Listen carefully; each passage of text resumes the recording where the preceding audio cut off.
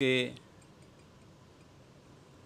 इस्कन मंदिर के जितने भी ब्रह्मचारी वृंद यहाँ धर्म क्षेत्र कुरुक्षेत्र में एकत्रित हुए हैं और उनमें से जो आज सुबह कुछ एकत्रित हुए लेकिन यहाँ नहीं आए हैं, आना भी नहीं चाहते होंगे शायद,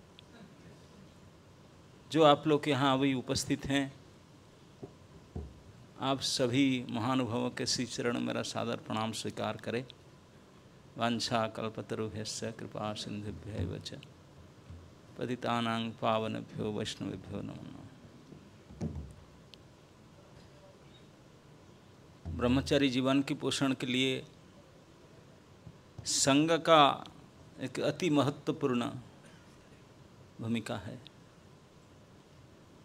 तो हमारे उत्तर भारत के जो चेयरमैन है, आई थिंक पिछले साल से ही किए, अब सदियों से तो नहीं कर रहे थे, बहुत बोलते बोलते पिछले साल से शुरू किए। ये शायद दूसरी ब्रह्मचारी संघ है। फर्स्ट गोवर्धन में हुआ था और दूसरा धर्म क्षेत्र में किए। पता नहीं ऐसा टाइम चुने की बारिश हो रहा है, कॉलेज खुल रहा है, सब यूथ जो कॉलेज पिक्चर दे बिजी, वो कॉलेज अभी से खुल रहा है, तो टाइम के ध्यान देकर करना चाहिए था, हाँ, ताकि उनका भी आने के लिए है कि नहीं। अब जो लोग पिचिंग पहले रजिस्ट्रेशन करेंगे वो हाउ दे कैन कम। फिर भी उन्होंने किए अरेंजमेंट, इसलिए बहुत बहुत धन्यवाद के पात्र अच्युत मोहन प्रभु एंड हिज पार्टी।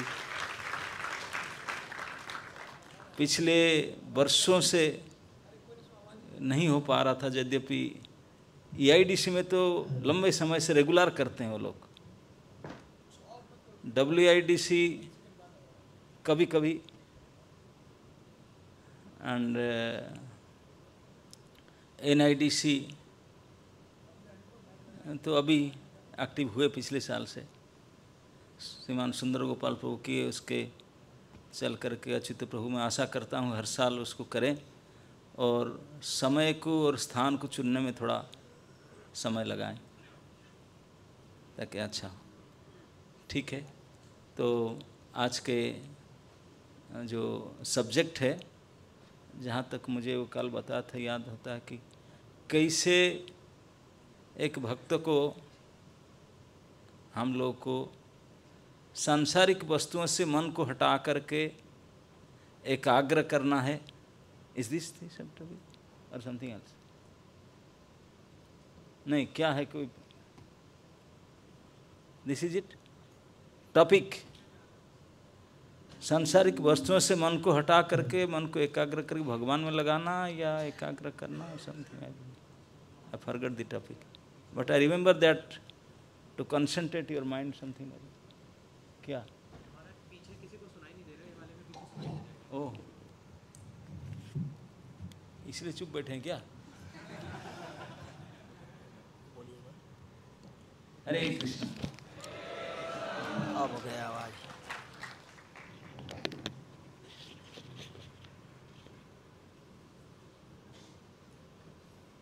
तो आज के जो चर्चा के विषय जो मुझे दिया गया था, मैं जहाँ तक अनुमान करता हूँ कि हम लोग का जो मन इधर उधर भटक रहा है, भटकते हुए मन को सांसारिक विषय वस्तु से हटा करके एकाग्र करते हुए भगवान में लगाना, इज दैट? ऐसा ही कुछ है। और उसको ये धर्म क्षेत्र कुरुक्षेत्र में जो पुराण प्रसिद्ध महाभारत युद्ध हुआ था, महाभारत युद्ध के सबसे प्रधान नेता और युद्ध विशारद पितामह भगवत भक्त भीष्म, उनके उदाहरण से कुछ प्रस्तुत करेंगे। तो चर्चा शुरू होने से पहले एक भजन अंग्रेजी में है, हिंदी में नहीं है। ओके। सर्वस्व तुमार चरणे सौंपिया पड़ीछि तुमार घरे। सर्वस्व तुमार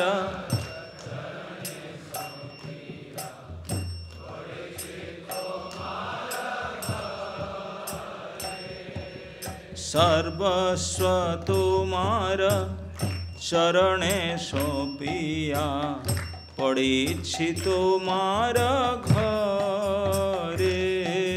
सर्वस्व तुमार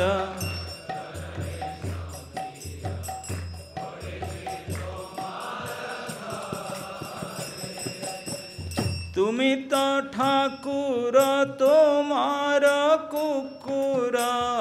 तुमी तो ठाकुर बोलिया जान हमोरे।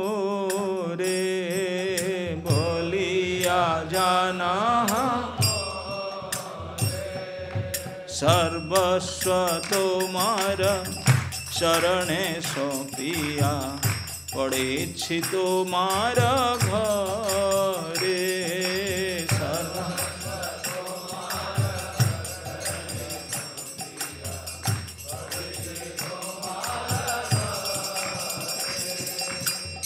बांधिया निकटे आमारे पालिबे रहिब तुमार द्वारे।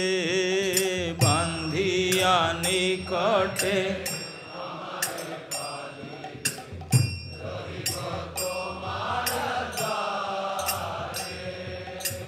प्रतिपजने रे आसीते ना दीब। प्रतिपजने रे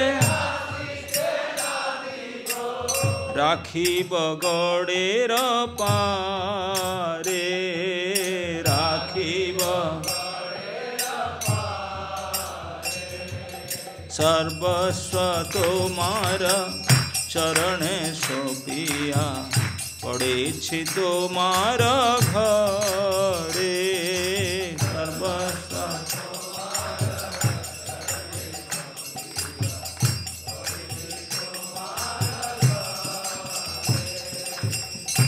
तब निज जन प्रसाद सेविया उचिष्ठ राखिबे जाहा।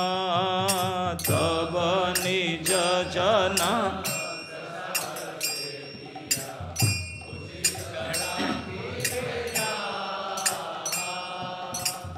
आमार भोजन परम आनंदे। आमार भोजन प्रतिदिन हबे ताहा। प्रतिदिन सर्वस्व तुमार चरणे सौंपिया पड़ीछि तुमार घरे। सर्वस्व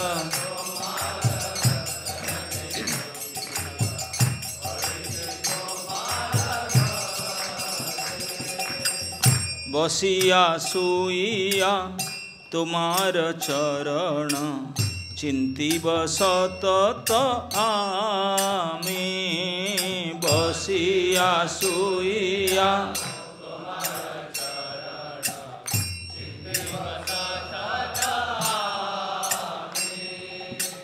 नाचिते नाचिते निकटे जाइब। नाचिते नाचिते जखन डाकिबे तुमी। जखन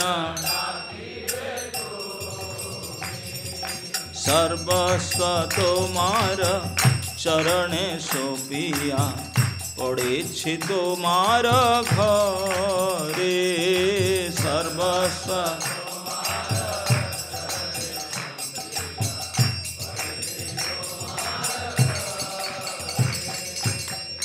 निजेर पोषण कभु ना भाविब रहिब भावेर भरे।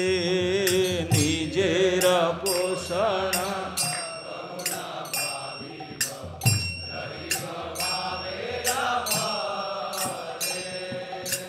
भक्ति विनोद तुम्हारे पालक भक्ति विनोद बोलिया वरण करे बोलिया सर्वस्व तुम्हार चरणे दिया पड़े तुम्हार घरे सर्वस्व तुम्हारा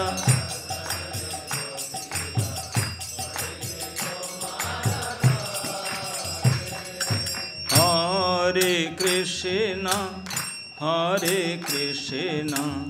कृष्ण कृष्ण हरे हरे हरे राम राम राम हरे हरे हरे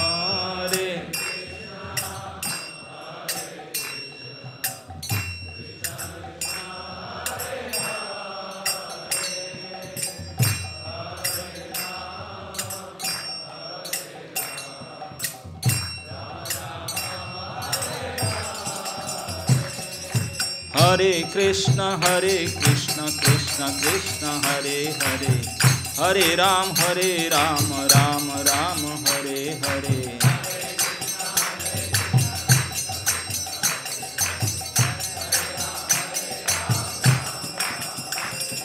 हरे कृष्ण कृष्ण कृष्ण हरे हरे हरे राम राम राम हरे हरे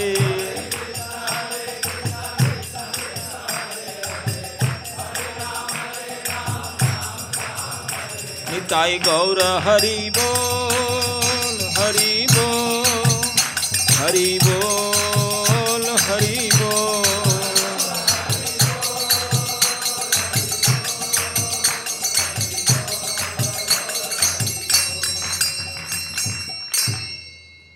भक्ति विनोद ठाकुर इस भजन में विशेष करके हम जैसे ब्रह्मचारी जो कि शरणागत होना चाहते हैं हमको शिक्षा देते हुए कहते हैं कि सर्वस्व तुम्हारा चरणे सौंपिया पड़िसी तुम्हारा घरे।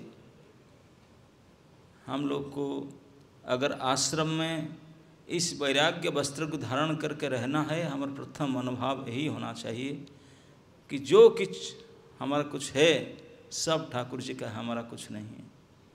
सब कुछ भगवान के चरण में समर्पण करके उन्हीं के आश्रम में पड़े रहना है, अलग से नहीं। पड़ी छी तुम्हारा घरे सबको दे करके किस प्रकार भाव में रहेंगे ना। तुम्ही तो ठाकुर तुम्हारा कुक्कुर बोलिया जानो है मोरे। We are all pet dog. हम लोग को एक पालित कुत्ता की तरह मनोभाव रखना चाहिए। भगवान हमारे पालक है और ठाकुर है, हम कुकुर है, इस प्रकार रिलेशन है। कुकुर को तो बांध कर रखना होता है। यस, बांधिया निकटे हमारे पालिबे रहिब तुम्हारे द्वारे। मुझे बांध कर रखिए, मुझे पालन कीजिए, मैं आपके गेट पर बैठूंगा। क्या सेवा हमारा? गेट पर बैठूंगा। रहिब तुम्हारे द्वारे, रहकर गेट में करोगे क्या? न प्रतीप जनरे आशित नादिब राखिब गढ़ेर पारे। प्रति मतलब जो आपके विरोधी लोग हैं, जो आपको द्वेष करते हैं, द्वेषी जन है, उनके ऊपर क्रोध करके भूख करके उनको हटा दूंगा बाहर। उनको आपके पास आने ही नहीं दूंगा। हम लोग का एक एक प्रोजेक्ट होना चाहिए। भक्त दोषी के प्रति क्रोध करे, उपेक्षा करे। ये बोलते हैं, कुत्ता जैसे भूख भूख करके भगा देता है, इसे करना चाहिए। आगे कहते हैं तब निज जन, अब भोजन कैसे चलेगा? बोलते तब निज जन प्रसाद सेविया उचिष्ट रखिबे जहाँ। आपके भक्तगण, वरिष्ठ भक्तगण जो प्रसाद पाएंगे, भक्तगण भगवान को अर्पित प्रसाद ही ग्रहण करते हैं। हम हमेशा कहते हैं वी आर नॉट वेजिटेरियन, हम प्रसादटेरियन है। जो भी कुछ है, वेजिटेबल हो या कुछ भी हो, भगवान को अर्पण करके पाते हैं। इसलिए तब निज जन प्रसाद सेविया उचिष्ट रखिवे जहाँ। जो उचिष्ट है वही मेरा फिष्ट है। हमारा फीस्ट भक्तों का लेफ्ट ओवर। परम हमारा भोजन परम आनंदे प्रतिदिन, बोले एवरी डे अलग से नहीं खाना है, उचिष्ट भोजन करना है। और बसिया सुइया तुम्हारा चरण चिंती व सतत आमी, वही चिंतन करना है। सोते हुए, बैठते हुए, कुछ भी करते हुए, शयने स्वप्ने जागरणे, हमेशा भगवान के चरण को चिंतन करना चाहिए। और नाचिते नाचिते निकटे जाइव जखन, और नाच नाच कर पूछ हिलाते हुए, हमारा पूछ तो नहीं है फिर भी खुशी हो करके, अब जब भगवान किसी काम के लिए बुलाएंगे तब तुरंत भगवान के प्रतिनिधि बुलाएंगे तो उनके सामने प्रकट होना, पहुंच जाना चाहिए।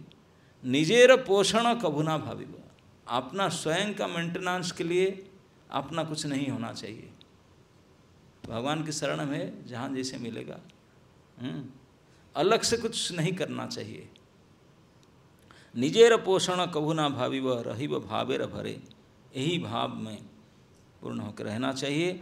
भक्ति विनोद तुम्हारा पालक, बोले भक्ति विनोद ठाकुर भगवान को अपने मेंटेनर, प्रोटेक्टर करके वर्ण करते हैं, स्वीकार करते हैं। तो इस प्रकार स्वीकारोक्ति मनोभाव के साथ श्रीमद् भागवत महापुराण के प्रथम स्कंद के 9वां अध्याय श्लोक संख्या 30 में कुछ आलोचना करेंगे। ओम नमो भगवते वासुदेवाय, ओम नमो भगवते वासुदेवाय, ओम नमो भगवते वासुदेवाय। नारायणं नमस्कृत्य नरं चैव नरोत्तमं, देवीं सरस्वतीं व्यासं ततो जयम् उदीरयेत्। कृष्णाय वासुदेवाय देवकी नंदनाय च नंदगोपकुमाराय गोविंदाय नमो नमः। इट इज देयर, अच्छा 1930। तदोपसंहृत्य गिरः सहस्रिणी,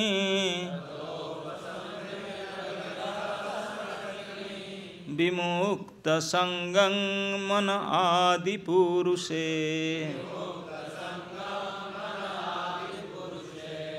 कृष्णे लसत्पीतपटे चतुर्भुजे,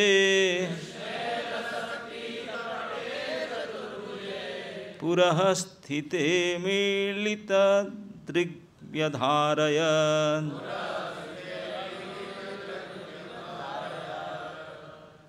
उसका अनुवाद इस प्रकार है, अनुवाद व तात्पर्य। तत्पश्चात वह व्यक्ति जो हजारों अर्थ से युक्त विभिन्न विषयों पर बोलता था तथा हजारों युद्ध में लड़ चुका था और हजारों व्यक्तियों की रक्षा कर चुका था, उसने बोलना बंद कर दिया। उसने समस्त बंधन से पूर्ण रूप से मुक्त होकर अन्य सभी वस्तुओं से अपना मन को हटाकर अपने खुले नेत्र को उन आदि भगवान श्री कृष्ण पर टिका दिया, जो उनके समक्ष खड़े थे, जो चार भुजाओं वाले थे और जगमग करते एवं चमचमाते हुए पीत वस्त्र धारण किए रहे थे। प्रभुपाद जी कहते हैं, अपना भौतिक शरीर त्यागते समय श्री भीष्मदेव ने मनुष्य जीवन के महत्वपूर्ण कार्य से संबंधित यशस्वी उदाहरण प्रस्तुत किया। Perfect example.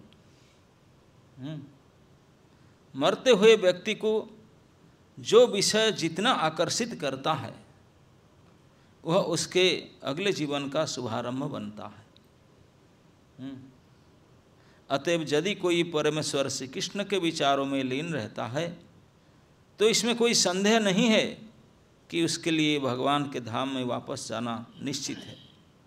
इसकी पुष्टि भगवद गीता 8वां अध्याय श्लोक संख्या 5 से 15 में हुई है। प्रभुपाद जी ने ये श्लोकों का अनुवाद अपने तात्पर्य में उल्लेख किया है। श्लोक संख्या 5, और मृत्यु के समय जो केवल मेरा स्मरण करते हुए शरीर का त्याग करता है वह तुरंत मेरे स्वभाव को प्राप्त करता है, इसमें रंच मात्र ही संदेह नहीं। श्लोक संख्या 6, शरीर त्यागते समय मनुष्य जिस जिस भाव का स्मरण करता है वह उस भाव को निश्चित रूप से प्राप्त होता है। श्लोक संख्या 7, अतएव हे अर्जुन, तुम्हें सदैव कृष्ण रूप में मेरा चिंतन करना चाहिए और साथ ही युद्ध करने के अपने कर्तव्य को भी पूरा करना चाहिए। अपने कर्म को मुझे समर्पित करके तथा अपने मन एवं बुद्धि को मुझ में स्थिर करके तुम निश्चित रूप से मुझे पा सकोगे। टेक्स्ट 8, हे पार्थ, जो व्यक्ति अपने मन को मेरा स्मरण करने में निरंतर लगाए रखकर अविचल भाव से भगवान के रूप में मेरा ध्यान करते हैं वह अवश्य मेरे धाम पहुंच जाते हैं। टेक्स्ट 9, मनुष्य को चाहिए कि परम पुरुष का ध्यान सर्वज्ञ, पुरातन, नियंता, लघुतर से लघुतम, सबों के पालक, समस्त भौतिक बुद्धि से परे, अचिंत्य तथा नित्य पुरुष के रूप में करें। वे सूर्य की भांति तेजस्वी हैं और दिव्य होने के कारण इस भौतिक प्रकृति से परे हैं।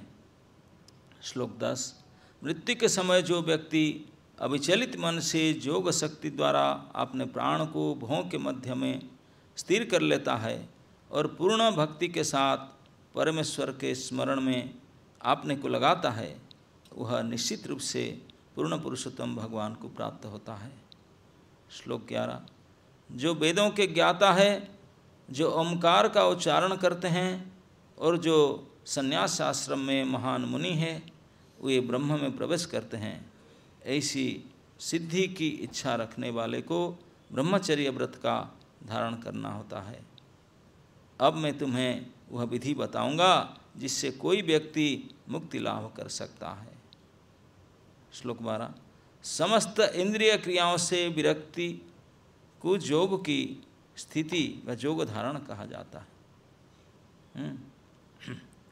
इंद्रियों के समस्त द्वारों को बंद करके तथा मन को हृदय में और प्राणवायु को सिर के ऊपरी भाग में स्थापित करके मनुष्य अपने आप को योग में स्थापित करता है।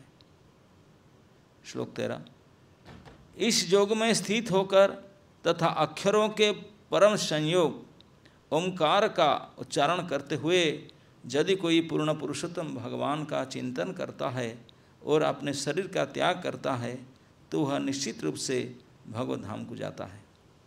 श्लोक 14, हे पृथापुत्र, जो अनन्य भाव से निरंतर मेरा स्मरण करता है उसके लिए मैं सुलभ हूँ, क्योंकि वह मेरी भक्ति में निरंतर प्रवृत्त रहता है। श्लोक 15, महापुरुष जो भक्ति योगी है मुझे प्राप्त करने के पश्चात कभी भी इस दुख से पूर्ण क्षणिक जगत में नहीं लौटते, क्योंकि उन्हें परम सिद्धि प्राप्त हो चुकी होती है। श्री भीष्मदेव को इच्छा अनुसार शरीर त्याग करने की सिद्धि प्राप्त थी और मृत्यु के समय अपने समक्ष अपने अभिष्ट श्री कृष्ण को पाकर वे धन्य थे। अतः उन्होंने अपने खुले हुए नेत्र उन पर टिका दिए। वे अपने प्रगाढ़ प्रेम के कारण श्री कृष्ण को दीर्घ काल तक देखना चाह रहे थे। चूँकि वे शुद्ध भक्त थे अतएव इन्हें योग की विशद क्रियाओं की आवश्यकता नहीं थी। सिद्धि के लिए सरल भक्ति योग पर्याप्त है। अतएव भीष्मदेव की हार्दिक इच्छा भगवान कृष्ण को साक्षात देखने की थी, जो परम प्रिय थे, और भगवत कृपा से श्री भीष्मदेव को अपनी अंतिम सांस लेते समय यह सुअवसर प्राप्त हुआ। ओम अज्ञानतिमिरान्धस्य ज्ञानांजनशलाकया चक्षुरुन्मीलितं येन तस्मै श्री गुरवे नमः। श्री चैतन्य मनोभीष्टं स्थापितं येन भूतले स्वयं रूप कदा मह्यं ददाति स्वपदान्तिकं।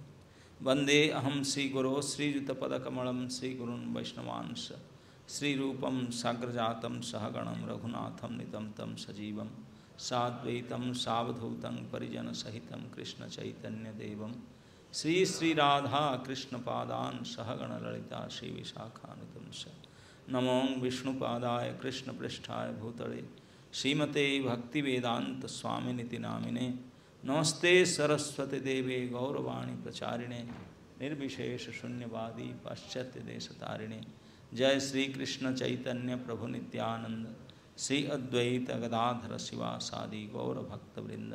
हरे कृष्ण कृष्ण कृष्ण हरे हरे, हरे राम राम राम हरे हरे। तो इस श्लोक में हम देखते हैं कि महान योद्धा, महान नेता, महान भक्त और कौरव और पांडव के एकमात्र संरक्षक पितामह भीष्म की अंत्यलीला कैसे अंतिम समय और कैसे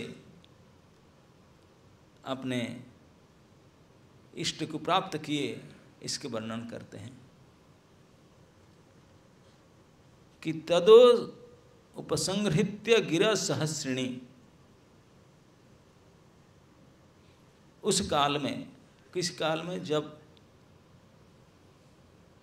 कुरुक्षेत्र के इस युद्ध भूमि में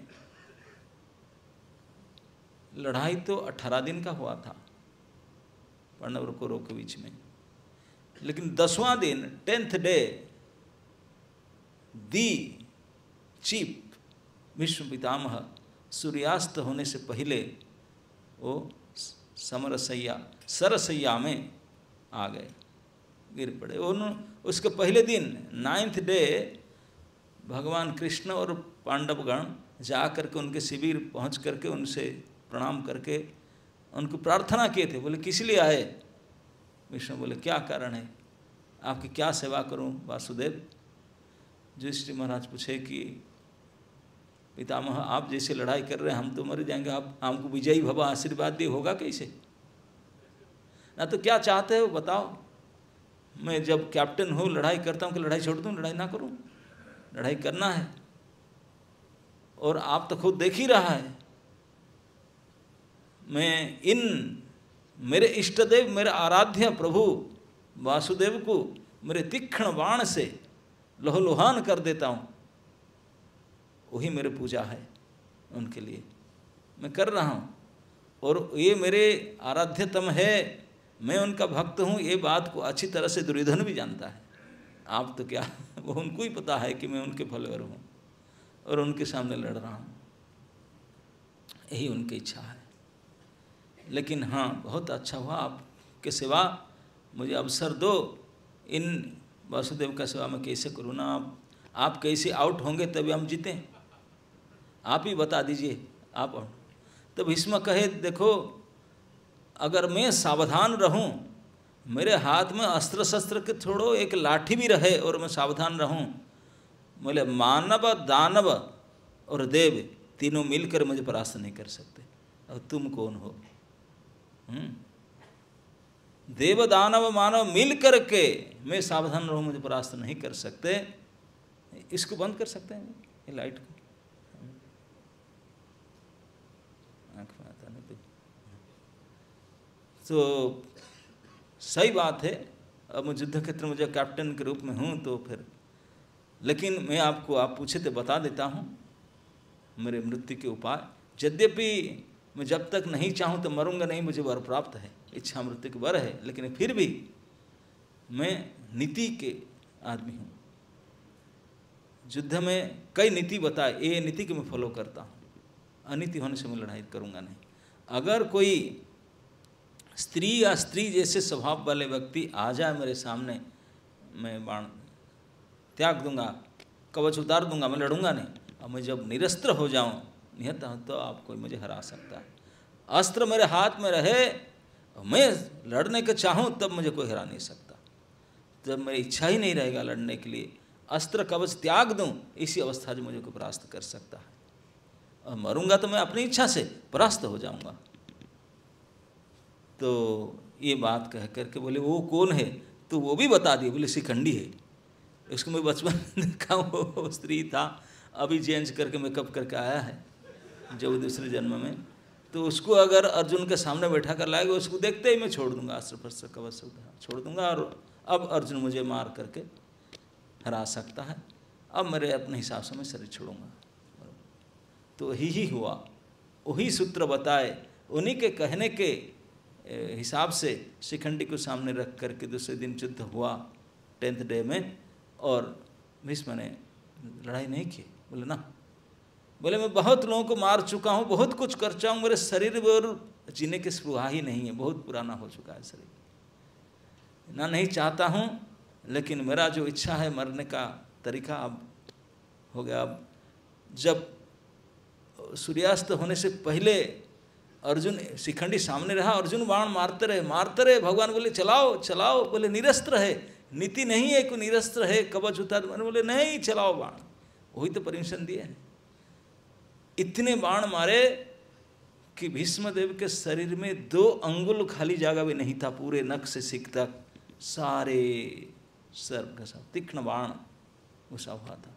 और उन्हें जब रथ से गिरे, बाणों के सज्जा पर लेट गए, अर्जुन को बोले तकिया दो। दुर्योधन दौड़ा था मखमल पिलो लाने के लिए, बोले मूर्ख तू नहीं जानता। अर्जुन 3 बाण मार करके उनके सर को सीधा किए, बाण सज्जा बाण के पिलो लिए। तो जब भीष्म पितामह गिरे तो युद्ध चल रहा था, तुरंत दोनों तरफ से सेनाएं महायुद्धा, सेनापति से हाथ उठा दिए, हाय हाकार मच गया, हाकार मच गया, आकाश से देवताओं की पुष्पवृष्टि हुआ, सारे अपने अपने कवच उतार करके ध्वजा नीचे करके सैल्यूट करने के लिए आए, उनको सम्मान करने के लिए सारे आ गए। युद्ध बंद हो गया उस दिन, उसी समय से युद्ध बंद हो गया, स्थगित हो गया उनके सम्मान के लिए। दोनों पक्ष के योद्धा जानते हैं उनको, तो उनको सम्मान के लिए आए। भगवान वासुदेव भी आ गए उनके पास, पितामह। भीष्म हंसने लगे, बोले नहीं अब नहीं, अब लड़ाई पुरानी है, समय आएगा आपको आना पड़ेगा, तब मैं शरीर छोड़ूंगा, अब मैं मरूंगा नहीं, मैं हूँ अभी तो प्लीज़ गो हेड तो भगवान जाकर फिर युद्ध संचालन, युद्ध किए, अपने सारथित्व किए, जो भी हो। अब 18 दिन बीत गया, सभी आउट हो गए, ऑल आउट हो गए कौरव पक्ष की, पांडव पक्ष जीते, और उनको भी सुधिक्रिया आदि जो भी करके, युधिष्ठिर भी शोक के जो भी, तो उनको राजा बनाने के लिए कर रहे थे व्यवस्था, सब कुछ हुआ। लेकिन अर्जुन के शोक तो लड़ाई करने से पहले था, युधिष्ठिर शोक लड़ाई के बाद हुआ। बोलता मैं राजा नहीं बनूंगा, ये से हुआ, ये वो मेरे पाप लगा, ये कितने लोग मर गए, क्या हुए, बड़े शोक किया। सारे लोग समझाते समझाते थक गए, लेकिन वो समझे ही नहीं। भगवान भी समझा रहे थे, लेकिन वो समझ नहीं रहे थे। कैसे समझेंगे, रेगुलेटर मोड़ कर रखें अंदर से और बाहर से हवा मार रहे हैं तो ये भगवान की इच्छा था कि ना समझे, समझ नहीं पाए। अंततः बोले आप क्या करें, अगर आप दादा के पास ले, पितामह के पास, न रे दादाजी बोलेंगे तो वो तो समझा, मैं तो मानूंगा उनके बात। तो लेकर के गए, समस्त पांडव लेकर, भगवान स्वयं लेकर के गए।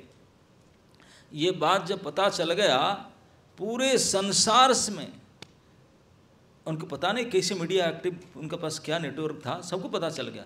जितने बुद्धिमान वर्ग थे, जितने ज्ञानी ध्यानी और जोगी भक्तगण थे, सब अपने अपने स्टाफ के साथ कुरुक्षेत्र में। आप लोग तो कितने महीना पहले से इन्विटेशन दिए होंगे कि किसी, तभी खाने पीने की व्यवस्था भी है, तभी कुछ लोग आए, 500-700 को आकर भी इधर ही कोई नहीं आते, कुछ नहीं आते।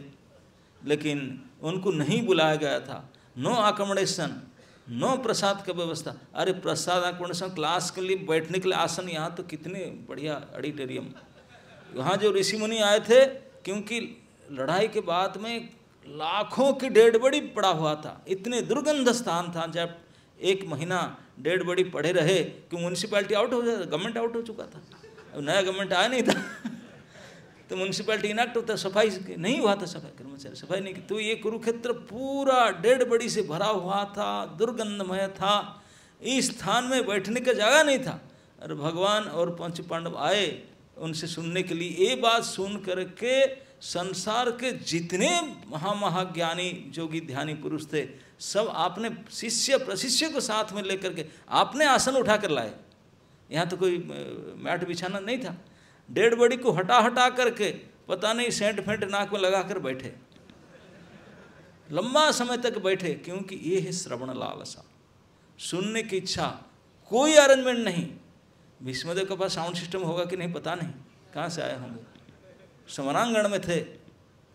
ऐसे कहा गया है ऑलमोस्ट 56 डेज उन्हें बेड ऑफ आरो से रहे।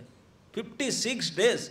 आप बताओ, हमारा शरीर में कोई एक कांटा घुस जाए, 1 इंच वाला 1.5 इंच वाला कांटा घुस जाए और 4-5 दिन ना निकले, थोड़ा पस हो जाए, हम तो ICU में पहुंच जाऊंगे। नहीं, यू सी मी नहीं, ICU। वहाँ से कम नहीं। 1-2 इंच के कांटा के 1 हफ्ता के अंदर ये कमाल। और उनके अंदर पूरे आर पार था बाण, और हर इंच में बाण घुसा हुआ था, नख से सिक तक। और लगभग 2 महीने तक एक दाना तक नहीं खाए, केवल जल पी कर रहे थे। पूरा कायाकल्प हो चुका था। 2 महीने तक केवल जल पी करके रहे थे, शरीर शुद्ध कर। इसी अवस्था में कोई शरीर में ताकत नहीं था। जब श्री भगवान और पंच पांडव आए, भीष्मदेव उनको देखे, प्रणाम करने के लिए हाथ भी तो उठा नहीं सकते, आंख से धार धार आंसू बह रहा था, केवल आंखों के इशारा में उनको सम्मान किए। इस हालत में उनको बोलने के लिए इच्छा ही नहीं था, बोलने की शक्ति भी नहीं था। लेकिन इस पावर हाउस जब साथ में आ गया तो फिर क्या जरूरत है। तो भगवान जा करके उनके नज़दीक चले गए, अपने श्री पीत पाट वस्त्र से, अपने निजी अंग वस्त्र से श्री भीष्म के आंखों के आंसू को पोंछने लगे, हाथ लगाने लगे। और वो सरचार्ज हो गया, पूरा एनर्जाइज्ड हो गए। आप बोले, जब आप ही चाहते हैं मैं क्यों ना बोलूं। जैसे इस प्रकार के, जैसे कोई स्नेहमयी जननी माँ अपने छोटा 1.5 साल के लड़का को श्रृंगार करना चाहता है, बढ़िया नहा धो करके, चकाचक करके, काजल लगा करके, कपड़ा पहना कर फिट करना चाहते हैं कि लोग देखें कितने मेरा लड़का अच्छा है। श्रृंगार करना चाहता है अपने छोटे 1.5 साल के बच्चा को। तो वात्सल्य भाजन बच्चा तैयार होता है कि मुझे मान सजाता है, तैयार हो। ठीक इसी प्रकार भगवान वही स्नेहमयी जननी की तरह भीष्म के मुख से बुलवाना चाहते थे। बोलना तो वही चाहते थे, लेकिन उनका मुख से बुलवाना चाहते थे, तो क्यों नहीं राजी होंगे। तो श्री भीष्मदेव, अब उनका अंदर इतने शक्ति आ गया, फिर साउंड सिस्टम का जरूरत नहीं था। भगवान ने जब लगा दी तो अपने आप सब एक्टिव हो गया। अब जब ये मैसेज आया कि भगवान ने भीष्म से धर्म के उपदेश करवाना चाहते हैं, वो संसार भर के सब लोग आ गए, आकर अपने अपने स्थान लेकर के, बिल्कुल गंदे स्थान था, डेड बॉडी पड़े हुए थे, इसी स्थान में आपने आसन बिछा कर डेड बॉडी हटा कर अपना अपने बैठ गए लंबे समय तक। हम लोग तो अगर क्लास अरेंजमेंट ना होगा हम आएंगे नहीं, लेकिन ऐसे व्यवस्था में वहाँ करके सुने। और लंबा समय तक महाभारत के सबसे जो भीष्म पर्व है, बड़े लंबा, तो उन्हें उपदेश किए। उपदेश करने के बाद अब जब सारे बता दिए, उपदेश धर्म से बताने के बाद में समय आया, उत्तरायण के समय आ रहा था, तो इस समय पितामह बोले कि अब मुझे शरीर छोड़ना है। तो इस समय उन्होंने मन को एकाग्र किए, सारे इंद्रियों को, जो यहाँ सहस्रिणी लिखा, जो हजारों विषय पर प्रवचन कर रहे थे, इस सारे विषय वस्तु से बोलने से अपने मुख को बंद कर दिए। सबसे पहले स्टॉप, बोलना बंद कर दिए। और सारे इंद्रियों को जो अपना अपने विषय से हटा लिए, मन को भी एकाग्र कर लिए। सारे मन विषय इंद्रिय को इकट्ठा करके सामने मधुसूदन खड़े थे, उत्तरायण स्वयं खड़े थे। उत्तरायण एक भगवान के नाम भी है। उत्तरा माँ के अयन मतलब गर्भ, उत्तरा के गर्भ में प्रवेश किए थे जो, उनका नाम उत्तरायण, ये भी उत्तरायण थे। वो जब आ गए तो भीष्म को लगा कि अब तो हो गया उत्तरायण विश्वनाथ, तो वो खड़े थे सामने, तो भगवान को खुले खुले आँख से बिल्कुल स्पॉटलाइट में देखने लगे, अपलक नेत्र में। अब जब देख रहे थे तो सभी सांसारिक वस्तु से सारे इंद्रियों को मन समेत इकट्ठा करके, सबसे सिमट करके सारे फोर्स शिव भगवान में लगा लिए थे। भगवान को देख रहे थे, भगवान के गंध को सूंघ रहे थे। अब उठ नहीं पा रहे थे, लेकिन मन से अपने सारे अंग के द्वारा भगवान को चरण स्पर्श, उनका आलिंगन आदि कर रहे थे। उनके जो जो सारे इंद्रियों को संपूर्ण रूपेण भगवत दर्शन में लगाए थे, एकाग्र करके उसी में लगा दिए थे। और ऐसे करते हुए जब समाहित चित्त हो गया, तब भगवान की स्तुति करने लगे। कुछ स्तुति करते करते करते हुए, भगवान को गुणगान करते हुए अपने शेष निश्वास त्याग किए और नगाड़ा बजने लगा स्वर्ग में, और भीष्मदेव की परागति हुआ। तो इस प्रकार भीष्मदेव स्वयं सिखाते हैं हम लोग को कैसे अपने भटके हुए मन को, भटके हुए विषय भोग में लगे हुए इंद्रियों को संयमित करना होगा। इसमें बताया गया कई जोगी लोग जबरदस्ती करके रोकना चाहते हैं अपने इंद्रियों को, प्रेशर डाल करके, बहुत रोक करके, कष्ट करके जबरदस्ती रोकना चाहते हैं इंद्रिय को। बोले इसे नहीं हो सकता। इंद्रिय को संयम कर रोकने थे, he should give some alternative. Ganga के धारा बहते हुआ आ रहा है गंगोत्री से, अब रोकना चाहे रोक नहीं सकते। चाहे 2000 फीट के डैम कर दो, कुछ समय के बाद 2000 फीट अप कर फिर क्रॉस करके जाएगा। अगर उसे रोकना चाहते चैनल दो को अल्टरनेटिव अरेंजमेंट करना पड़ेगा, नहीं तो नहीं हो सकता। तो इस प्रकार ये अबाध गति से जो इंद्रिय भोग के प्रति, विषय के प्रति हमारा इंद्रिय प्रभावमान है, मन लगा रहा है, उसको ऐसे नहीं रोक सकते हैं। उसको रोकने के लिए अल्टरनेटिव दो। वो अल्टरनेटिव यही है कि भगवान में लगे, उनसे बढ़कर कोई अल्टरनेटिव है नहीं। तो सारे मन, इंद्रिय, सब कुछ परम शांत, बिल्कुल एकाग्र हो जाएंगे भगवान में लगाने से। और वही हम सभी का परम सिद्धि है, सभी की परम सिद्धि है। सभी से हटा करके हम जिनका है, जो हमारे हैं, उनमें मन बुद्धि इंद्रिय को लगाना है। यही हमारे सिद्धि है, और कुछ सिद्धि नहीं है। सुखदेव गोस्वामी यहाँ तक कहते, जन्म लाभ पर पुंसा अंते नारायण स्मृति, एतावान सांख्य योगाभ्याम, एतावान सांख्य योग परिनिष्ठया, क्या है श्लोक, स्वधर्म में परिनिष्ठया। जन्म लाभ पर, जन्म, ये शरीर के ये जन्म लाभ करने का परम अर्थ केवल इतना ही है। एतावान कितना, न अंत समय में नारायण की स्मरण हो जाए, दैट्स इट, इतना ही है और कुछ नहीं।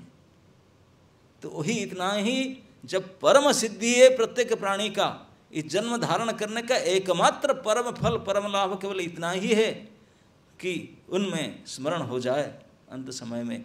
तो स्मरण को कैसे करने का, स्मरण विधि क्या है, स्वयं प्रभु सिखाते हैं कैसे स्मरण विधि। यही भगवद गीता के 8वां अध्याय के श्लोक संख्या 5 से 15 तक।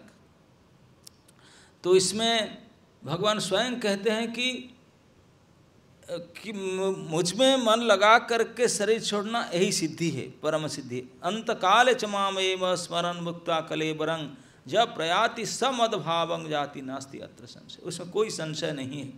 अंत समय में मुझ में लगा करके, और कैसे लगाए, अब तो बोल दिए। तो बोलते हैं कि यंग्यम वापि स्मरण भावं त्यजंती अंते कलेबरम, कलेबर शरीर छोड़ते समय जो जो भाव है अगर मेरे में लग जाए, तम तम एवेति कौनते ये सदा तद्भाव, तो वही भाव को प्राप्त कर लेगा। भगवान बता तो दिए कि मुझ में लगाना पड़ेगा, वही भाव को, अगर मुझ में नहीं लगाएगा, जिसमें लगाएगा उसमें जाएगा, और मुझ में लगाएगा मुझे प्राप्त होगा। अरे भैया बता तो दिए आपको, कैसे लगाऊं, हाउ टू डू इट। तो भगवान श्लोक संख्या 7 और 8 में कहते हैं, तस्मात् सर्वेषु कालेषु माम अनुस्मर युद्ध च मया अर्पित मनोबुद्धिर मामेव एष्यसि असंशयः। अतएव हे अर्जुन, तुम्हें सदैव कृष्ण रूप में मेरा चिंतन करना चाहिए और साथ ही युद्ध करने का कर्तव्य को भी पूरा करना चाहिए। अपने कर्म को मुझे समर्पित करके तथा अपने मन एवं बुद्धि को मुझ में स्थिर करके तुम निश्चित रूप से मुझे प्राप्त कर सकोगे। प्रभुपाद उसके 60 तात्पर्य में एक बहुत बड़ी वजनदार बात कहते हैं कि अर्जुन को दिया गया यह उपदेश भौतिक कार्य में व्यस्त रहने वाले समस्त व्यक्तियों के लिए बड़ा महत्वपूर्ण है। हम सभी खत्म में आते ना, भौतिक कार्य में व्यस्त रहने वाले हम सभी, हमारे लिए वेरी वेरी वेरी इम्पोर्टेंट ये जो इंस्ट्रक्शन अर्जुन को दिए, it is for us only. क्यों? भगवान यह यहाँ नहीं कहते हैं कि कोई अपने कर्तव्य को त्याग दे, अपना काम छोड़ दो, बैठ के मेरा भजन करो। बोले नो, मनुष्य उन्हें करते हुए साथ साथ हरे कृष्ण मंत्र का जप करके कृष्ण का चिंतन कर सकता है। इससे मनुष्य भौतिक कलम से मुक्त हो जाएगा। बोलते हैं कि अपना काम करते हुए भी सर्वेषु कालेषु माम अनुस्मर, मुझे स्मरण कर जा सकता है। कैसे हो सकता? तुरंत भगवान बोलते हैं कि अर्जुन हो सकता है, ऐसा जरूरत नहीं। कैसे होगा? ना प्रैक्टिस करना पड़ा। अभ्यास जोगो जुक्ते न चेतसा न अन्यगामिना। क्योंकि मन और बुद्धि और कर्म यही तो है हमारे पास। इंद्रियां अपना काम में लगे हैं और मन उसके संचालक है, बुद्धि निर्णायक है, डिसीजन मेकर। बोले तीनों को मया अर्पित मन बुद्धि, लड़ाई करो ये कर्म है, और मया अर्पित मन बुद्धि, मन और बुद्धि को मुझे अर्पण कर दो। ये अर्पण करना, भगवत अर्पण करना मतलब भगवान को दे देना, मन भी दे देना, बुद्धि को भी दे देना। मन में भगवान की सोच करना, भगवान की इच्छा को कैसे उनको पालन करे, क्या करूँ भगवान के लिए, बुद्धि में यही डिसीजन लेना, और काम में भी इंद्रिय में ही काम करना। इस प्रकार प्रयास, बोले हम कभी कर लेते हैं फिर भूल जाते हैं, नहीं होते हैं, होता नहीं। बोले नहीं, अभ्यास करना पड़ेगा, एक बार नहीं होगा। Practice makes a man perfect. इसी को अभ्यास करना पड़ेगा। मन को, बुद्धि को, इंद्रियों को सबसे हटा कर भगवान में लगाने का, उनको स्मरण, बारंबार स्मरण को अनुस्मरण, अगेन एंड अगेन उन्हीं को स्मरण करना, सबसे हटा कर उनमें लगाना, फिर चला जाएगा, फिर हटाओ, फिर लगाओ, यही खींचा ताना, दिस इज कॉल्ड प्रैक्टिस, अभ्यास। मन भाग जाएगा फिर ला कर लगाओ, फिर भाग जाएगा फिर ला कर लगाओ। मैं आप लोग का बात तो कह नहीं सकता हूँ, मैं अपना बात स्वयं कहता हूँ। हरे कृष्ण मंत्र एक माला की बात छोड़ो, 16 माला की तो बहुत दूर की बात है, एक माला भी नहीं, एक मन के ऊपर एक महामंत्र, हरे कृष्ण कृष्ण कृष्ण हरे हरे, हरे राम राम राम हरे हरे। केवल एक महामंत्र एक मन का में बोलते हुए 10 बार मन कहीं चला जाता है और आ भी जाता है, हो कि नहीं? आप लोग का पता नहीं, मेरे तो हो जाता है 10 टाइम्स एक ही महामंत्र एक ही मन के ऊपर, और एक माला के बाद क्या पर 16 माला। इतने चंचल है, इतने चंचल है। लेकिन भगवान बोलते हैं डोंट बी होपलेस, फिर भी हताश ना हो, मैं हूँ साथ में, बाहर हूँ अंदर हूँ, किताब में हूँ, साधु के हर प्रकार से तेरे लिए मैं खड़ा हूँ। Just practice, just practice. तो हमारे जो हम अपने को सुधारना चाहते हैं, उधारना चाहते हैं और अच्छे बनना चाहते हैं, भगवान होना चाहते हैं, हमारे पास एक ही उपाय है, अभ्यास, practice. Practice makes a man perfect. एक ही उपाय भगवान का हमको बोलते हैं, अभ्यास है जोग जुगते। मन के निग्रह करने के लिए जो अर्जुन को अर्जुन ने बोला कि चंचल अंग माना कृष्ण, ये हो नहीं सकता। भगवान बोले करना तो पड़ेगा ना, कैसे होगा ना, वो भी अभ्यास। अभ्यास हर एक क्षेत्र में आवश्यकता है। जो हम करना चाहते हैं उसको अभ्यास करना पड़ेगा। क्या चीज अभ्यास शब्द का अर्थ है? Do it again and again and again, इसको अभ्यास कहते हैं, बारंबार करना। क्या बारंबार करूं? न मन जो चला जाता है चंचल मन को खींचो, कृष्ण में लगाओ, फिर खींचो, कृष्ण में लगाओ, नहीं लग रहा, चला जाता, फिर खींचो, फिर लगाओ, doing it again and again and again and again. यही अभ्यास जोग जुक्ते न चेतसा न अन्यगामिना। फिर चित्त धीरे धीरे धीरे धीरे बोलेगा, अरे अरे यार, मैं सैकड़ों बार जा रहा हूँ लेकिन मानता नहीं, फिर खींचता है, चलो यार उनके हो जाते। फिर चित्त मन बुद्धि आपके हिसाब से ठाकुर जी में लग जाएगा। चेतसा न अन्यगामिना, अन्यगामी चित्त हमेशा रहता है। हमारा जो वर्तमान स्थिति है हमेशा अन्यगामी, पूरे मन बुद्धि इंद्रिय चित्त सब दूसरे दूसरे में जाता है। बोलते हैं उसी को कंट्रोल करने के लिए अभ्यास ही एकमात्र उपाय है। This is the only way, practice again and again. इसी जन्म में नहीं हुआ तो अगले जन्म में करो, छोड़ो मत। रास्ता जो पकड़ लिया, यहाँ तक जाना है, अब कछुआ के चाल में चलो या हिरण की चाल में चलो, पहुँच गए ही सही, रास्ता नहीं छोड़ना है। तो इसलिए डोंट बी होपलेस। कभी हताश, अरे यार 15 साल हो गया, जहाँ नो 15 साल क्या 15 जन्म भी लगे, हमारा कर्तव्य है keep on doing, keep on doing, keep on doing. कोई हताश मत हो। कभी ज़्यादा परिश्रम हो तो खड़ा भी रह जाओ, लेकिन रास्ता मत छोड़ो। कभी परेशानी हो जाए, टांग पर टूट जाए तो उसे रिपेयरिंग कर लो, वहीं खड़े होकर के, रास्ता मत छोड़ो। गुरु कृष्ण की विशेष कृपा से ये जो रास्ता मिला, ये जो आश्रम मिला, ये जो मंत्र मिला, ये जो संग मिला, उसको कभी ना छोड़ो, किसी कीमत में ना छोड़ो। कितने भी झड़ झंझट तकलीफ कठिनता मैनेजमेंट इशू दिस दैट, संसार पहाड़ टूट पड़े, लेकिन छोड़ो मत। तब ठाकुर जी अंदर बाहर देख रहे हैं कि इस इतने पर भी नहीं छोड़ा, जो सहे सो रहे। तो ठाकुर जी रखवा लो, क्योंकि वो हमारे अंदर ही भी है, बाहर भी है, चारों तरफ है। वो हमसे यही अपेक्षा करते हैं कि हम क्या ढीठ होकर के अभ्यास में लगे, किसी कीमत से नहीं छोड़ेंगे।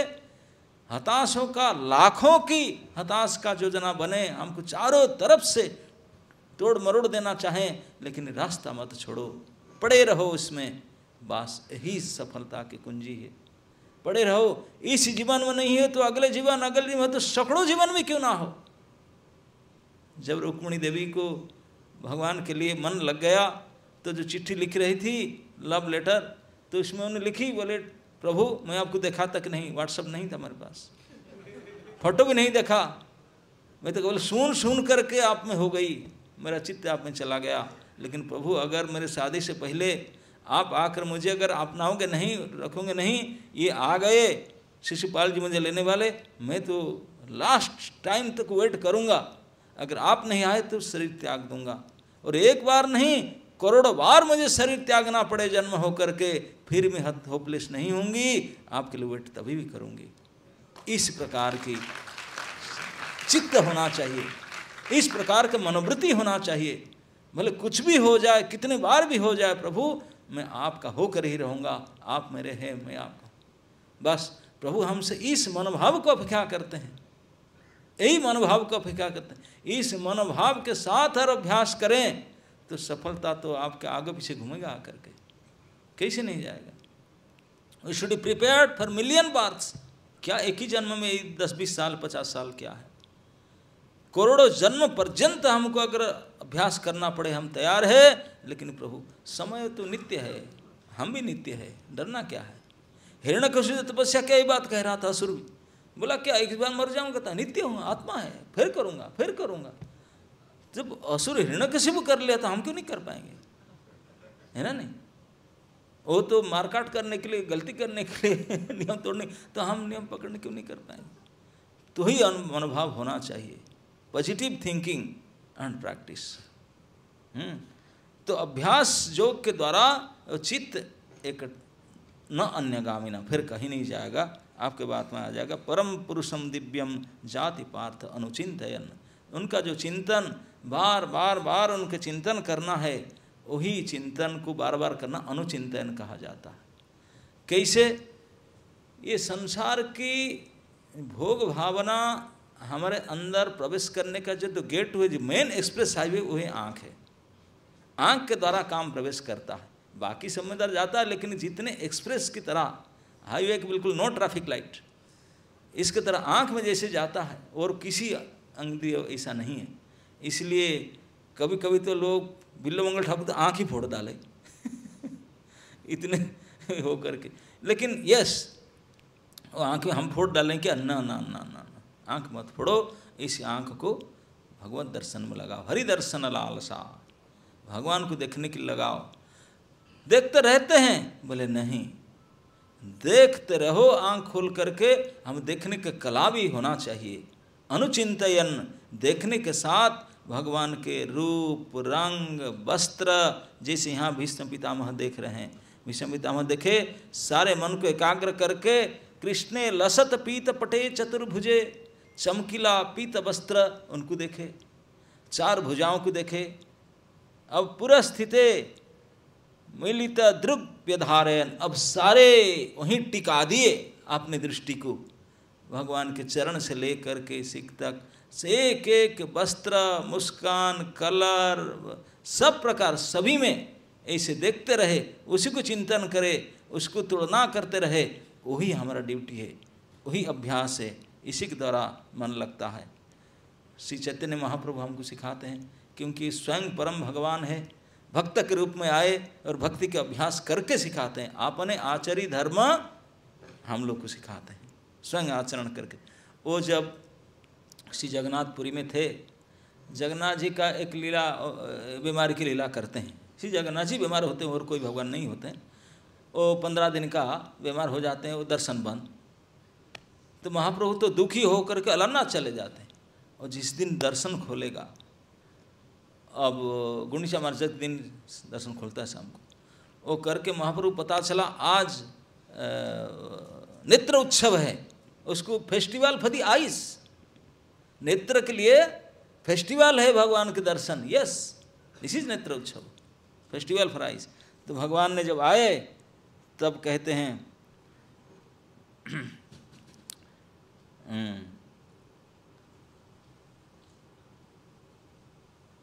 दर्शन लोभिते करी मर्यादा लंघन, भोग मंडपे जाया करे सिमुख दर्शन। दर्शन लोभ में मर्यादा तोड़ करके गए, क्योंकि भगवान का मर्यादा था, वो गरुड़ जी के पीछे रहते थे, कभी आगे नहीं जाते थे।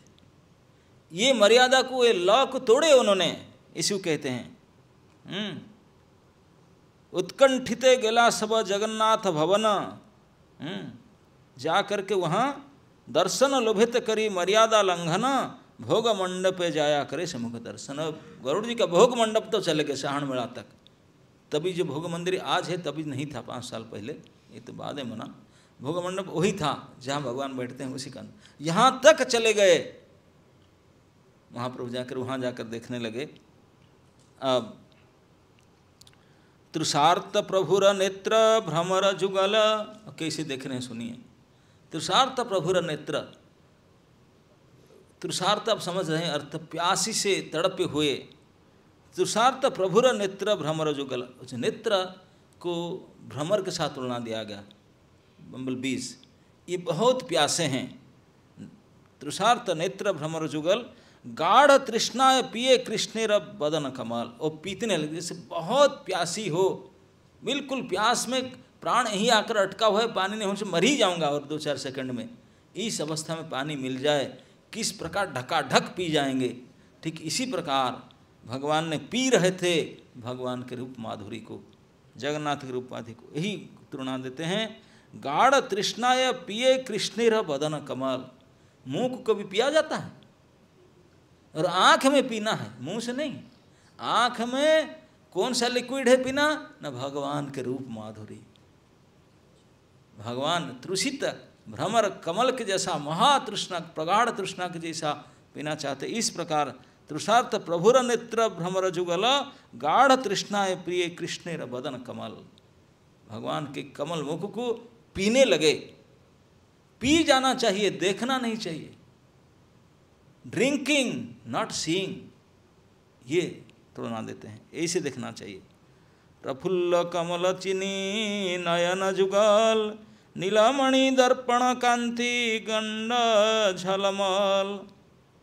प्रफुल्ल कमल जिनी नयन जुगल, एक एक आँख कैसा है, नयन कमल इतने शांत शीतल सिग्ध है, प्रफुल्ल कमल जैसा ये कमल लोचन प्रभु के। नीलमणि दर्पण कांति गंड झलमल, ऐसे नीलमणि दर्पण, ये उदाहरण, ये सब मन में सोचते रहे, देखते आहा, ब्लू मणि के जैसा कोई मिरर हो, नीलमणि दर्पण कांति ऐसे चमक है झलमल।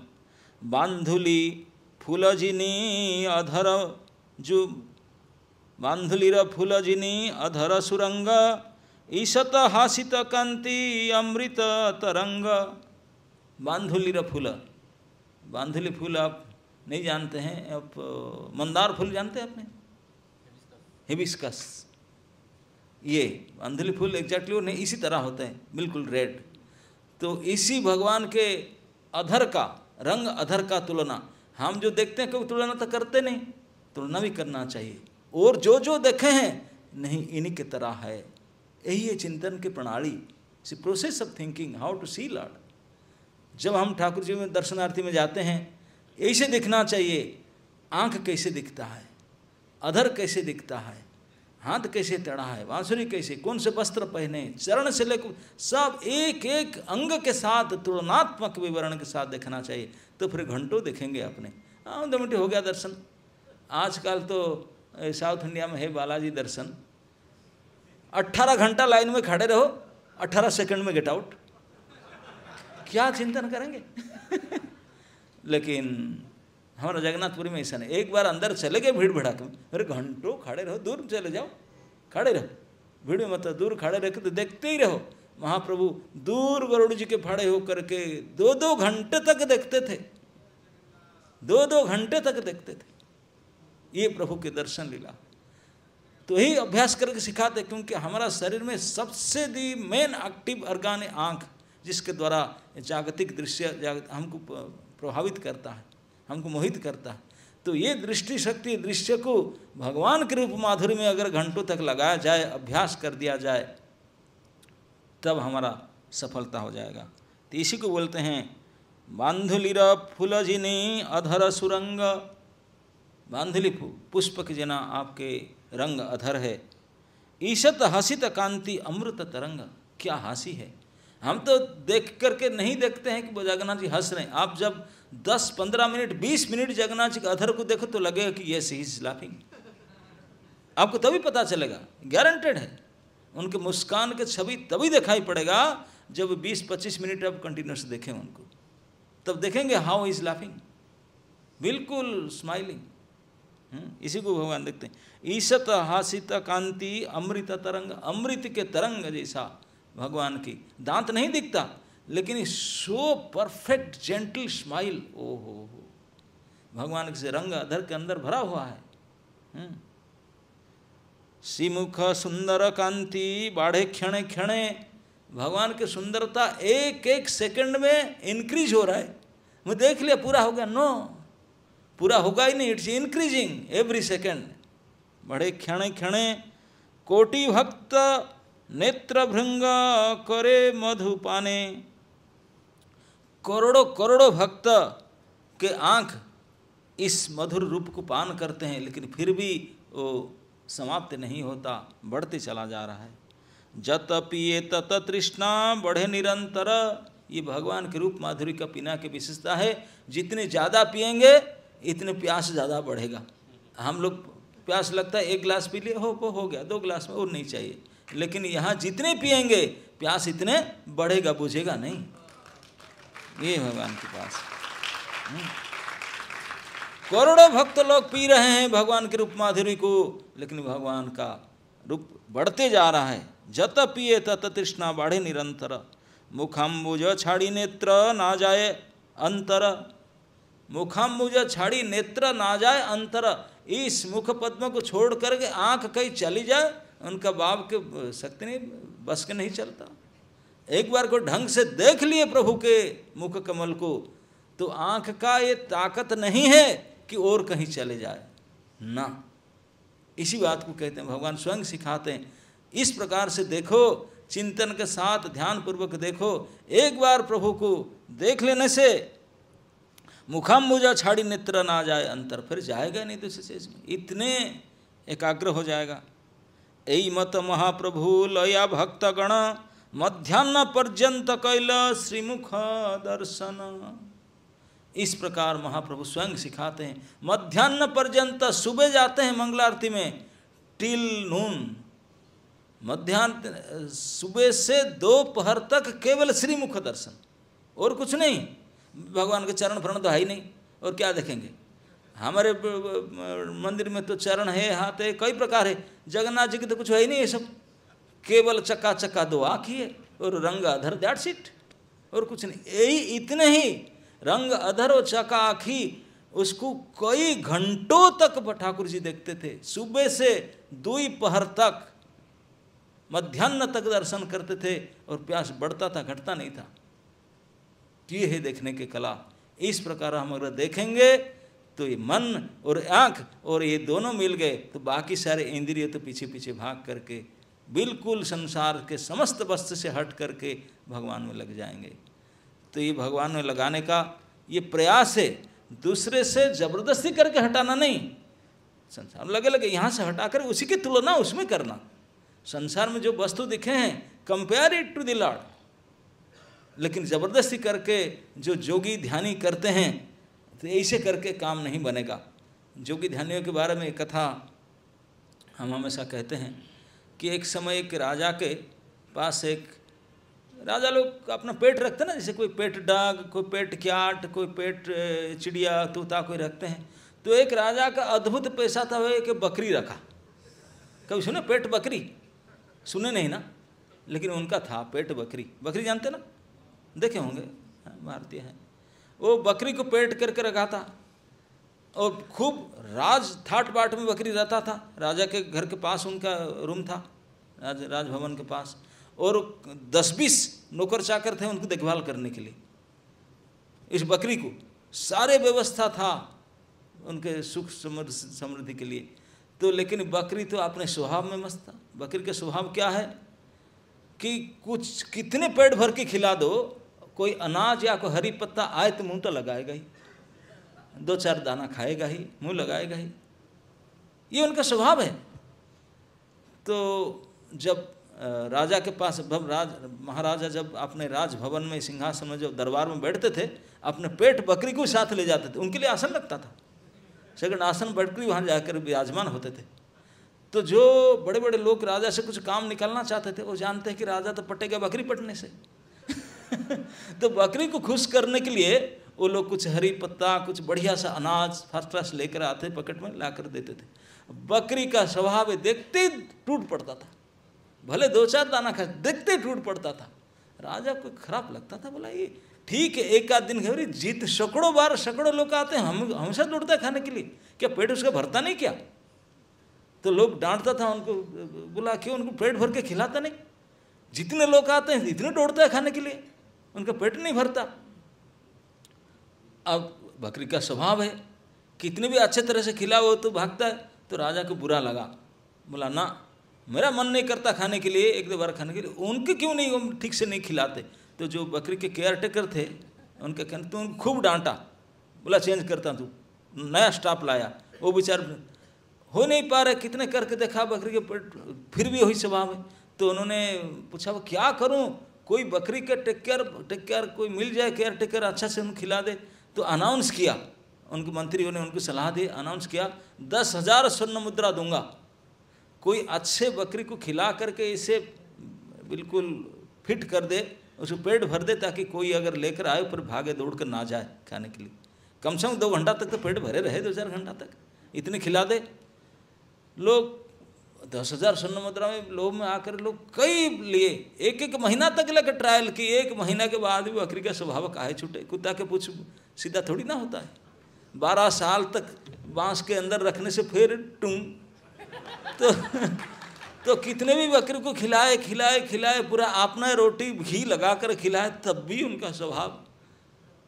तो राजा बोला अरे यार, मेरे राज्य में कोई एक भी ऐसा लोग नहीं जो एक बकरी को ठीक से खिला सके, उनका पेट ना भर सके।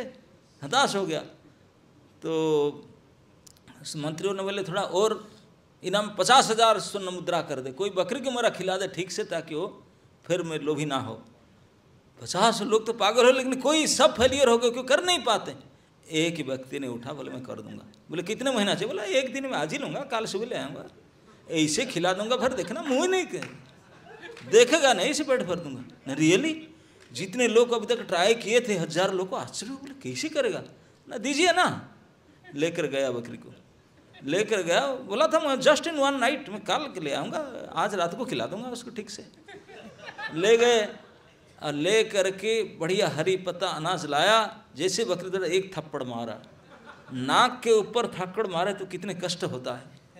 आपके नाक पर कोई थप्पड़ मारे है ना, नहीं तो बकरी को मारा एक थप्पड़ कस करके, तो हो 5 स्टेप पीछे हट कर आया।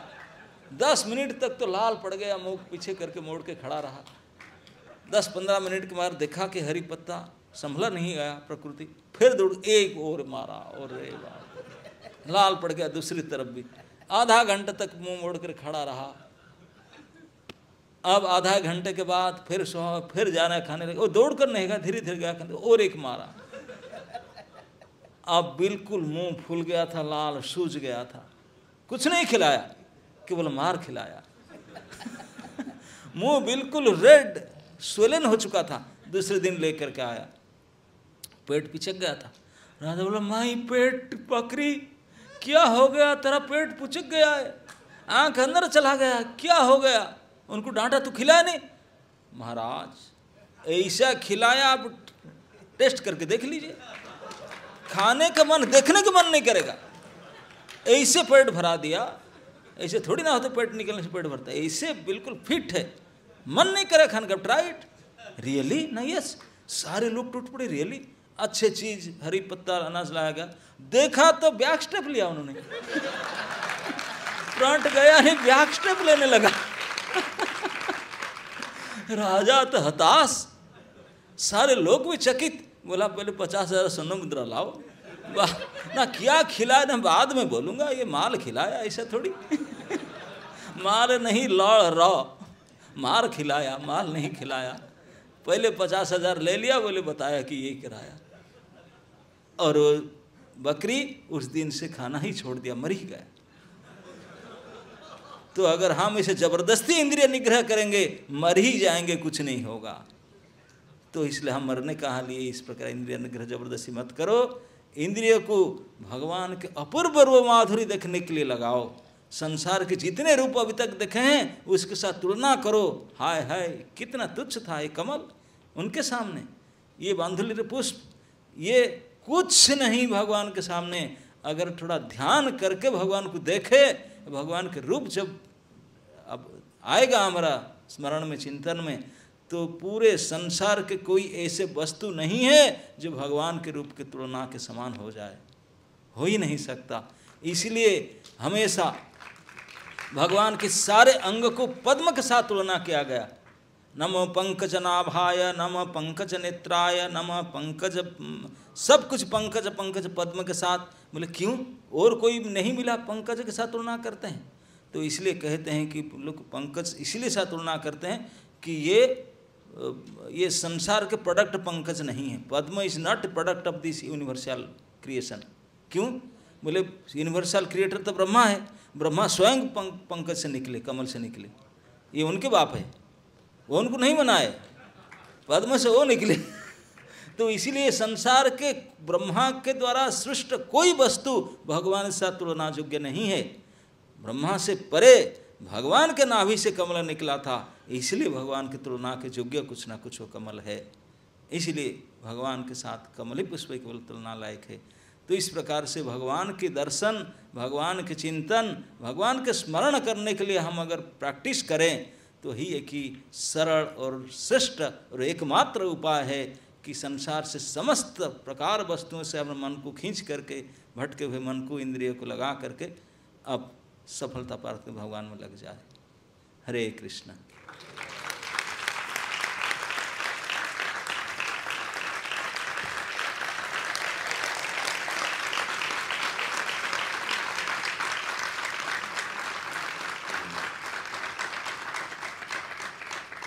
Any question or comment? Yes. यहाँ एक लंबे चौड़ा हाथ पीछे है.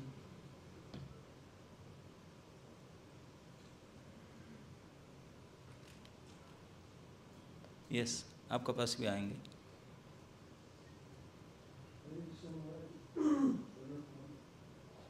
जैसे अभी हमने रुक्मिणी जी के बारे में बताया और सीतामा जी के बारे में बताया, तो रुक्मिणी जी उनका कहना है कि मैं भगवान आपके बिना नहीं रह सकती, और अगर हम कहें कि रुक्मिणी जी को भगवान के अगेंस्ट जाना है तो उनको पॉसिबल नहीं है. बट भीष्म पितामह यहाँ पे जो है वो भगवान के अगेंस्ट चले जाते हैं. मेरा प्रश्न है कि जैसे हम एक भक्त की तरह सीखते हैं कि अगर कुछ अपोजिंग साइड है तो उसको छोड़कर हम भगवान के साइड चले जाना, बट भगवान से दूर नहीं होना. लेकिन यहाँ पे हम भीष्म पितामह को देखते हैं कि वो धर्म की स्थापना करने या जो भी चीजें हैं उसके लिए वो भगवान से दूर हो गए. तो ये कैसा धर्म है जो भगवान से दूर कर देता है धर्म की स्थापना? कहाँ दूर हो गए? भगवान को सामने खड़े थे और नज़दीक आए उनके पास. मतलब लड़ना पड़ता है. लड़ना, भगवान के रस आस्वादन करते हैं. वो तो भगवान के सामने लड़े. भगवान के सामने अर्जुन भी नहीं देख रहा था भगवान के मुख चंद्र को जो भीष्म देख रहे थे, इसलिए भीष्म लड़ रहे थे. बोले अर्जुन तू फेल, मैं सामने आता हूँ, तू तो पीछे बैठा है. तो बाजी में मारते, सामने देख रहे थे भगवान को. ओके, दूर कहाँ. यस. हरे कृष्ण महाराज जी. महाराज जी, ये प्रश्न ये था कि युधिष्ठिर महाराज जी और भीष्म पितामह जी के बीच में कितने समय तक हरि कथा की चर्चा हुई? टाइम तो उसमें मेंशन नहीं है, लेकिन लगता है कि कुछ दिन तक तो चला था, या पूरा दिन चला होगा. सुबह से आए होंगे, शाम तक चला होगा, है ना. लंबा समय. भीष्म पर्व, उपदेश पर बड़ा लंबा पर्व है. और वो श्लोक में बोले होंगे, हमारे तरह से परपट तो नहीं पढ़ते होंगे, तो वो पूछते होंगे, बोलते होंगे. लॉन्ग क्लास, नॉट 1 घंटा 1.25 घंटा वाला नहीं है. हाँ, 6 घंटा 8 घंटा का चलो मिनिमम. ओके. यस, बोलिए. बहुत धन्यवाद. आज मेरे 2 प्रश्न थे कि मैं आपसे जानना चाहता था कि जैसे भीष्म पंचक हम मनाते हैं. क्या? भीष्म पंचक काटते. अच्छा, यस. तो कई बार ये समझा जाता है कि शायद भीष्म पंचक के आखिर दिन भीष्म पितामह ने अपनी शरीर छोड़ा.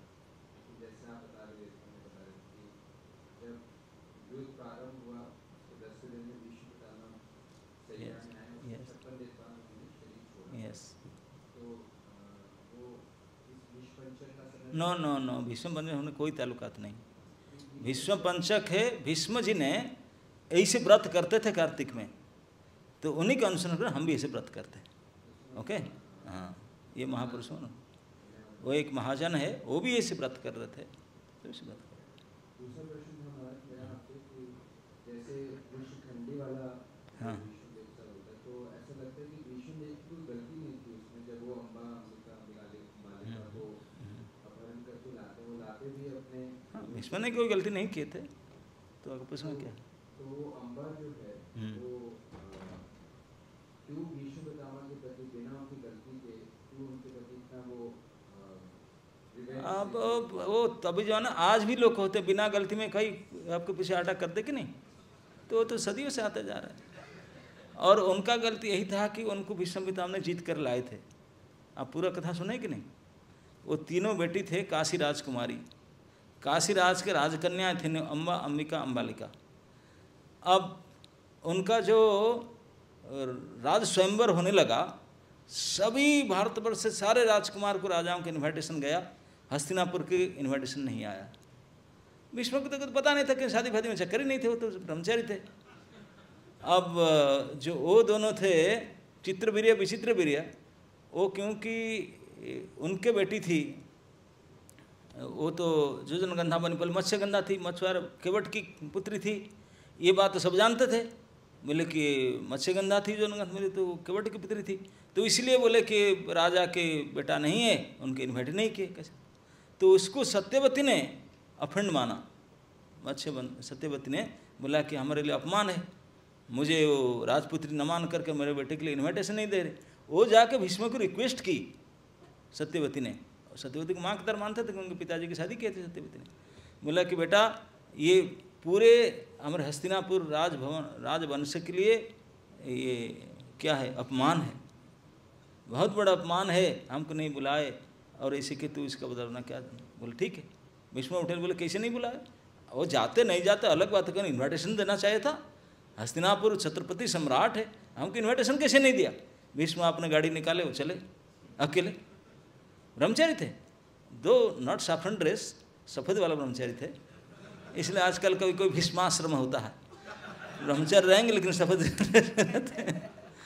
तो गए अपने गाड़ी निकाल करके गए। जाकर जब गए गेट पर पहुँचे काशीराज के स्वयंवर गेट में, चौकीदार बोला कि आइडेंटिटी कार्ड कहाँ है। बोले मुझे आइडेंटिटी कार्ड, मुझे अंदर जाना है। वो नहीं जा रहा था, सिक्योरिटी के थप्पड़ मारे सिक्योरिटी। भीष्म के सामने कहाँ टिके हो। तो सीसीटीवी में मैसेज गया तो गेट पर हमला हो रहा है। तैयार हो गए, कौन आए ना, ब्रह्मचारी शिरोमणि आए हैं स्वयंवर सभा में। सब लोग हंसने लगे, ब्रह्मचारी जी यहाँ कैसे, आप तो शादी ना करने के व्रत लिए हैं, यहाँ कैसे आए।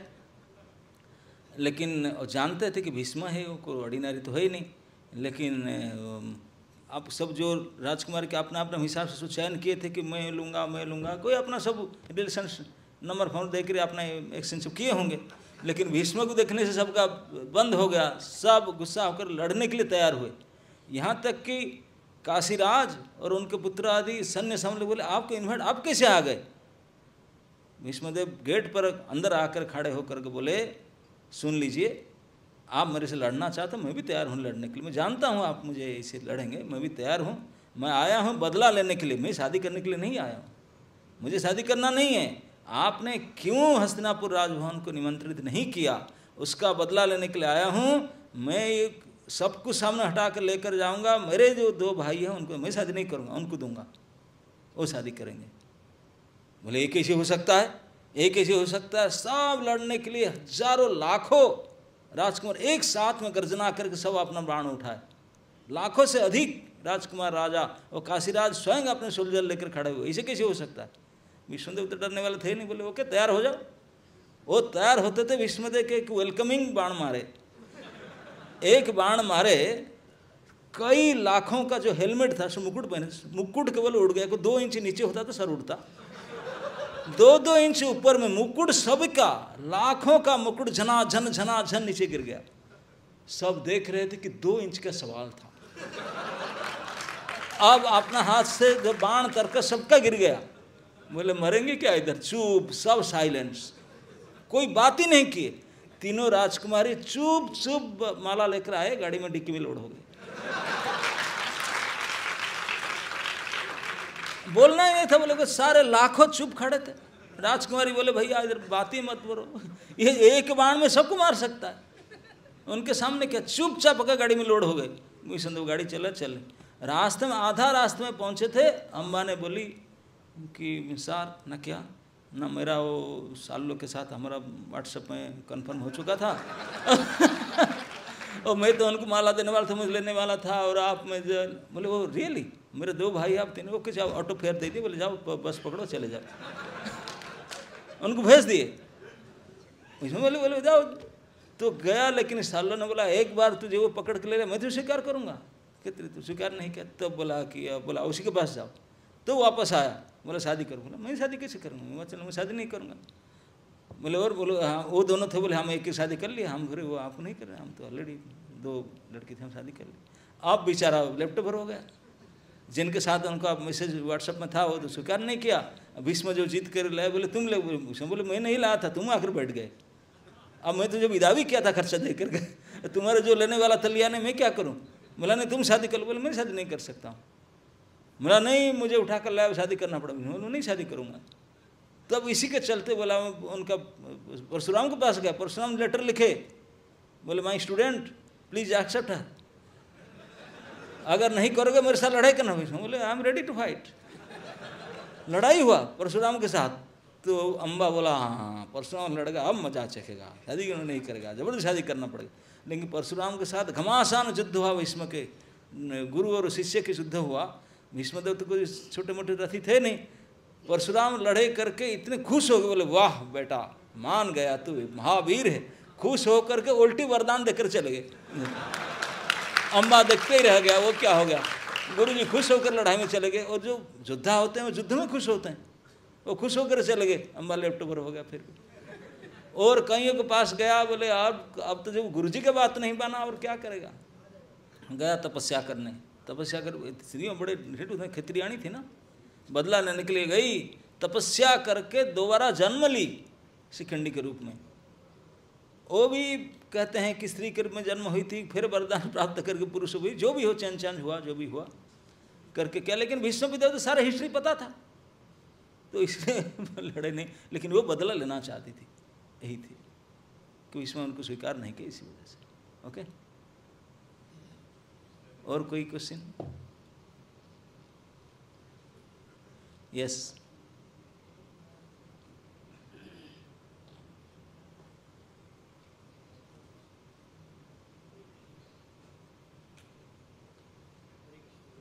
This is last question? Yes. और मेरा क्वेश्चन था कि आपने बहुत अच्छे से बताया कि दर्शन के अच्छे से करने चाहिए, और साथ साथ ये फिलॉसफी भी आती थी कि भक्ति सिद्धांत ठाकुर जी अपने शिष्यों को कहते थे कि जो भगवान के दर्शन करने जाता है उससे ज़्यादा वो अच्छा होता है। हरे कृष्ण। हाँ, तो उनके दर्शन से ज़्यादा इतना सेवा करो कि भगवान दर्शन करने आए। इस फिलॉसफी को इस तरह कैसे समझे? दोनों में कोई कंट्राडिक्शन नहीं है। भक्ति सिद्धांत प्रभुपाद उनके लिए कहते हैं जो सेवा चोर होते हैं, काम चोर, सेवा छोड़कर भागना चाहते हैं, तो उनके लिए तो सेवा करो, भगवान आपको देखेंगे। लेकिन भक्ति सिद्धांत मना के है कि दर्शन मत करो, ऐसा नहीं कहे। सेवा छोड़कर इसे मत जाओ, दर्शन बहाना बना करके सेवा मत छोड़ो, है ना। भगवान के दर्शन करना भी एक सेवा है। ओके,